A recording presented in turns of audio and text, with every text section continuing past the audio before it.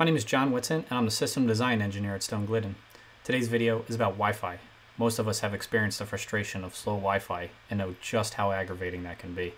Have you ever wondered why the Wi-Fi might be slow? In order to understand what could be causing this, it is important to understand how it actually works. There are some common misconceptions and, quite frankly, unrealistic expectations that I have ran into from time to time. With that said, let's take a look at what is happening when you are trying to stream your favorite Netflix video. So this is how Wi-Fi works, right? You're watching your favorite shows on Netflix while your significant other is streaming a YouTube video. You then think it is too cold in the house, so you switch over to the Nest app to make it warmer. All of this is happening at the same time. Everything is working, so everyone is happy. The problem is, this is not at all how Wi-Fi really works.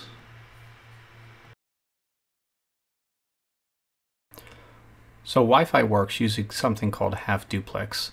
While this is a technical term, all it really means is that only one device can talk at a time.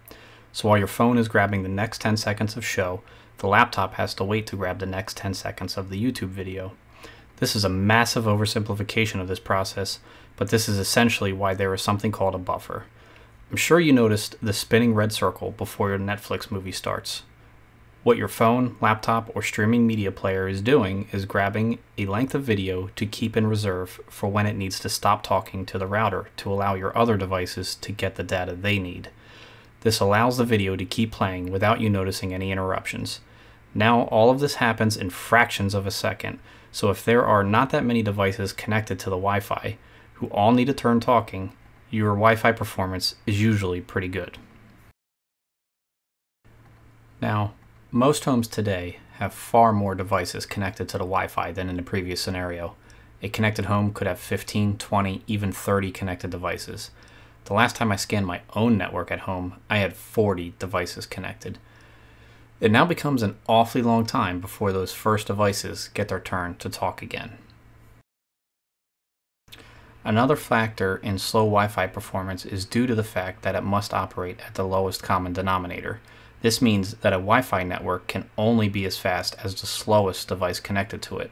In order to ensure that the slowest device will still have equal opportunity to receive and transmit the data it needs to, your Wi-Fi router will purposely slow down its connection to all of the other devices connected to it. So when your techie brother or sister gives their old iPad to your kid, you have them to thank for the new Wi-Fi issues. Okay. So now that we know what the main causes of poor Wi-Fi performance are, let's take a look to see what can be done about it. So the best way to ensure you get great Wi-Fi performance is to take a two-pronged approach. First is to get as many devices as you can off of the Wi-Fi. If you ever hear anyone tell you, "We don't need to run wires, everything can go on the Wi-Fi now," you now know that you should ignore them.